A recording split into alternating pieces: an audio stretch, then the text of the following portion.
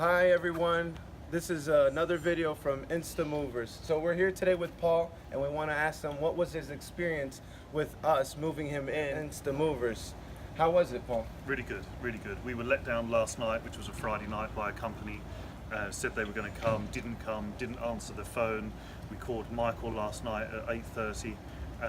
He was responsive, answered the phone, asked a lot of appropriate questions, got a good idea of the move, gave us a price, told us he could be with us at 7 o'clock in the morning, which was exactly what we needed. We were in a really tight spot. It's my son's birthday today. I arrived at the property at 2 minutes to 7. He followed right behind me, pushed on with the move, and he was straight back at my property, within the hour, 2 minutes after I arrived. So I want to ask you, would you ever move with us again? Yeah, for sure. I would feel it really safe. Thank you.